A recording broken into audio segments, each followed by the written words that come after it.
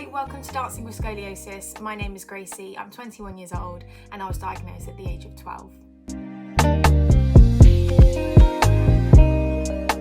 So this is the first episode of Dancing with Scoliosis, so today it's just myself. So I'll be taking you through kind of my journey of when I was first diagnosed and how I was diagnosed to where I am now. So I was diagnosed in 2015 at the age of 12. I'm now 21 years old and in my final year of dance uni. So just kind of talking about how I've gotten here, the progress I've made, and share kind of any tips or tricks that has helped me. So hopefully someone can relate to that. Make sure you do subscribe though, because soon I will be having guests on to talk about their own personal experiences, some of which hadn't had the operation, some that has. So just so there's something out there for everyone. So make sure you do subscribe. And also I'll put my Instagram on the screen now. It's _dancing with scoliosis, just to keep up to date with everything that's to come out soon. So as I said, I was diagnosed at the age of 12 in 2015. So kind of how I was diagnosed, I was in a ballet lesson and my dance teacher noticed when I stood at the bar that my shoulders were kind of wonky. So she thought it was all down to wearing my bag on one shoulder that was making it kind of lopsided. But I decided to go check it out anyway, just because it wasn't the side I had my bag on. So I was like, I'll go to my local GP, see what they say. They assumed straight away it was scoliosis, which is something I've never heard of. Didn't know anyone in my family that had it. So I was a bit like, got to research this. Got referred to my local hospital where I had my x-rays. So I had a couple of x-rays, sat down with the consultant, and while we were waiting for the x-rays to come onto the computer, they just asked me a question like, oh, what are you doing right now? And I was saying I was in school, and they were like, what do you want to do in the future? And I straight away said, oh, I would like to do dance. Like, I don't know how possible that is, but I would like to be a dancer when I'm older. And the first thing that they said to me was, you'll never be able to dance if you have scoliosis. And I just kind of was with my mum and dad. I kind of just took a step back and was a bit just taken aback, really, because you're just having a general chit chat with the consultant, waiting for my x-rays to pop up on the screen, and the first thing they say to me was, if you have scoliosis, you won't be able to dance again. Which I immediately had that like sunken feeling in my stomach, because no one expects to go to the hospital to get x-rays for potentially scoliosis, but again, I didn't really know what it was, to then be told I'll never be able to dance again. So in my head, my first initial thought was, even if I don't have scoliosis, I want to be a dancer now, because I want to prove that consultant wrong. I just want to show that I can dance and I will be a dancer in the future. X-rays then popped up. I do have scoliosis, but then it just created that like passion that I want to prove them wrong. I don't care if I've got the operation, if I don't have to have any kind of treatment, and my scoliosis is kind of under control. I am going to be doing dance, which I am doing now. But yeah, I just hope no one else has that kind of experience with getting their diagnosis, because that was very taken aback by that. But that's basically how I was diagnosed. It was literally all just from my dance teacher seeing my posture, saying something, and then I went and get checked up on that. So if you do have any, on my Instagram I have put up kind of signs of scoliosis, different for everyone.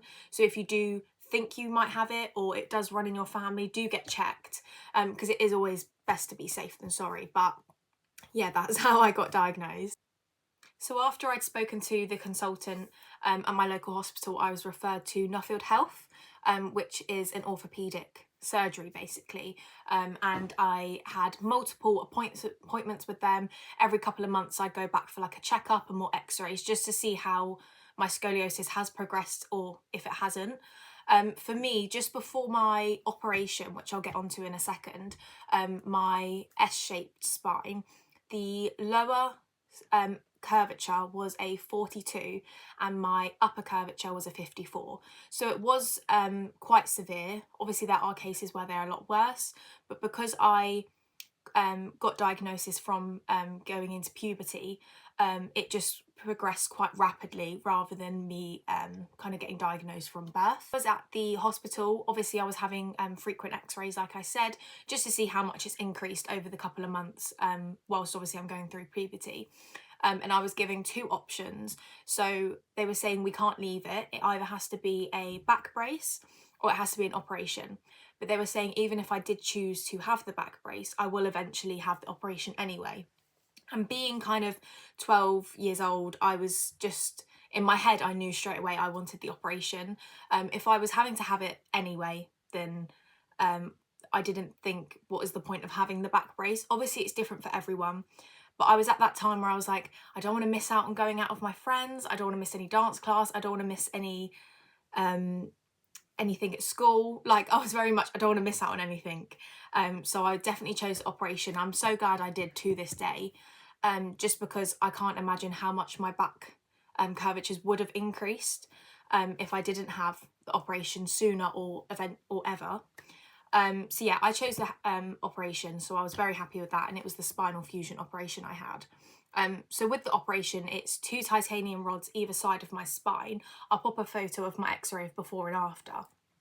And you just have a bunch of like screws to keep the spine in place, and eventually spinal fusion surgery, the titanium rods will fuse together with my spine just to straighten it up a lot better than it was.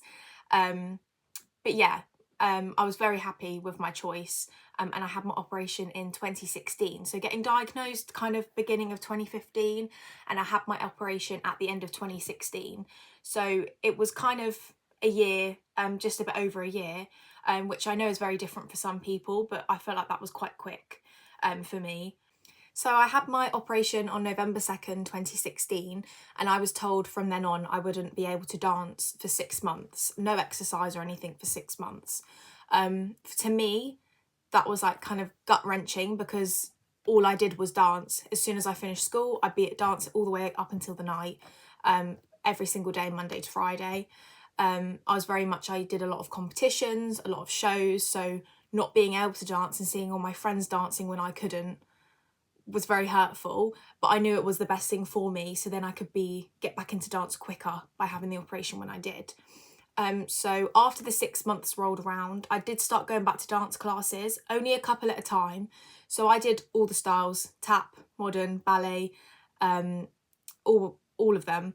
But I decided just to go back to a couple classes. I think I only did modern and ballet, and I only went to 1 class a week of each. So I only did 2 dance classes a week.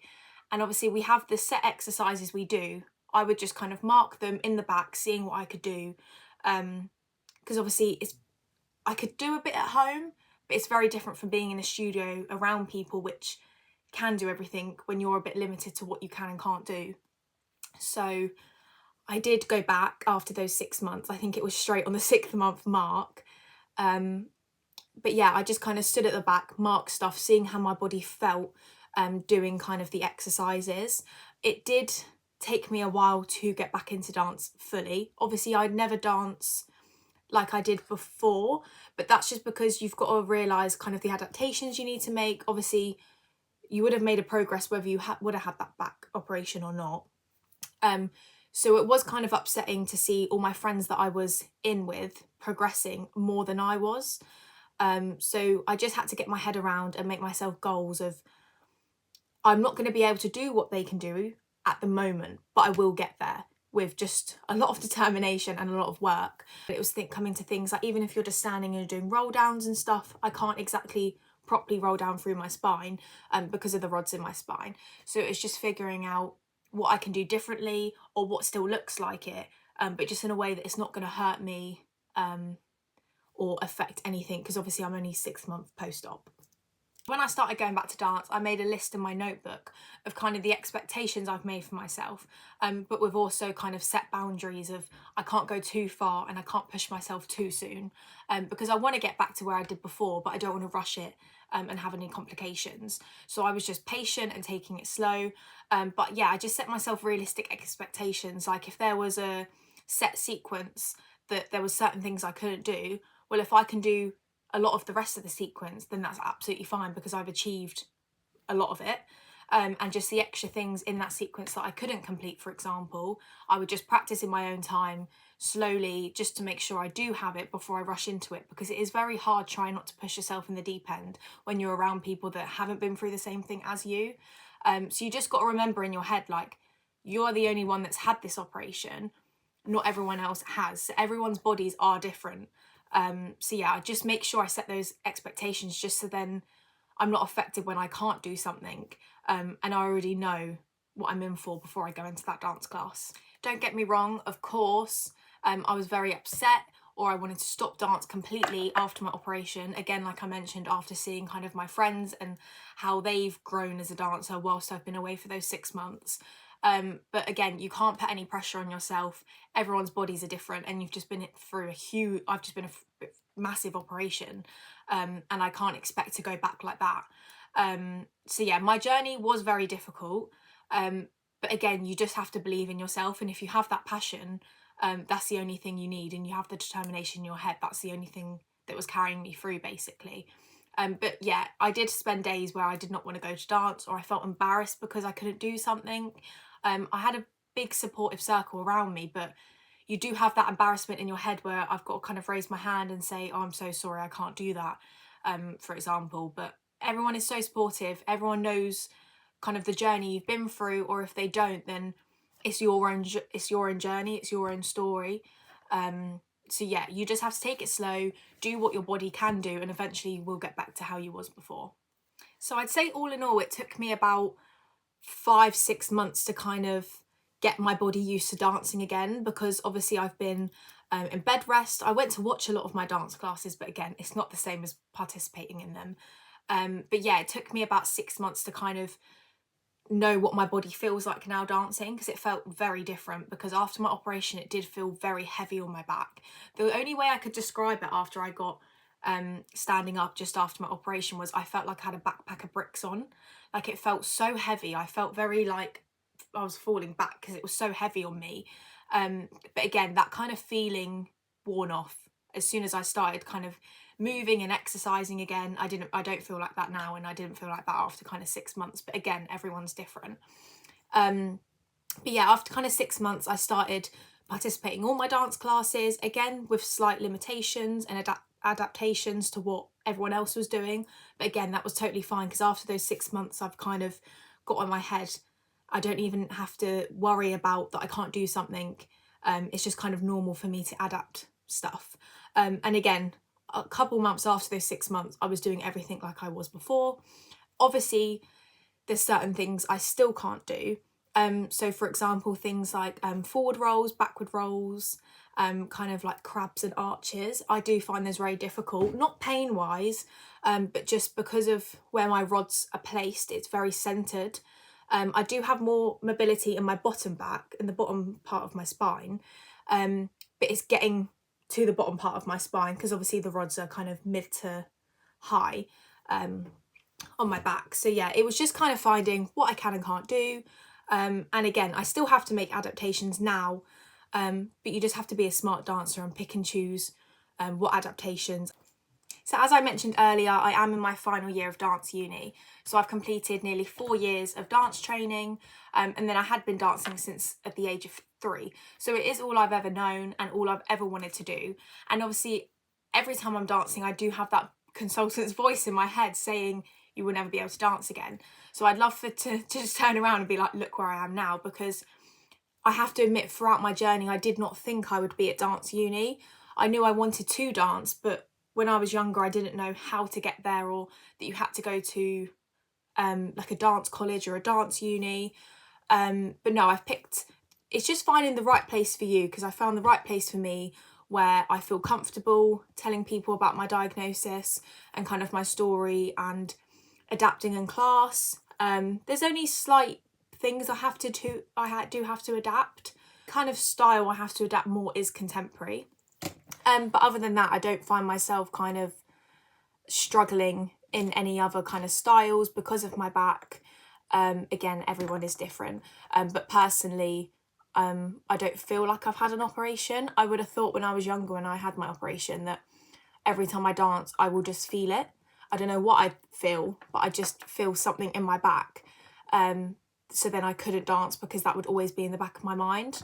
But I don't feel like it's worsened me as a dancer. I feel like it's bettered me as a dancer, purely because I have that kind of passion and that determination because of what I've gone through, and I've just used that as a positive now rather than a negative. I do still struggle with back pain, mostly from just walking around, if I'm standing too long or if I'm sitting too long, more than dancing.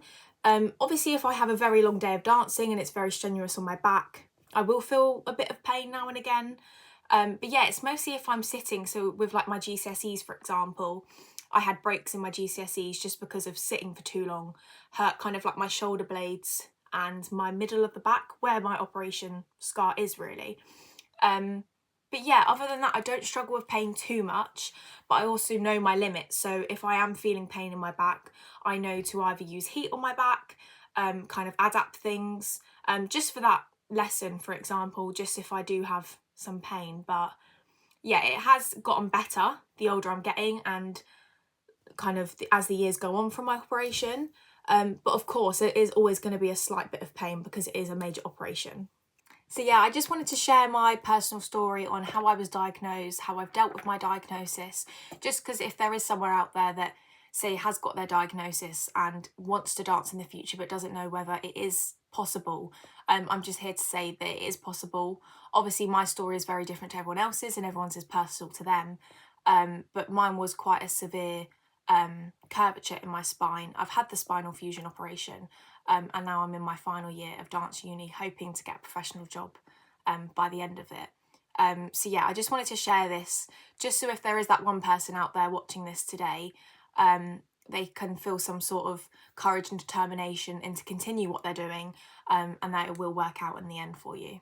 Thank you for watching this episode. Again, make sure to follow my Instagram and subscribe to the channel, just to keep up to date with everything that's to come soon. And yeah, bye.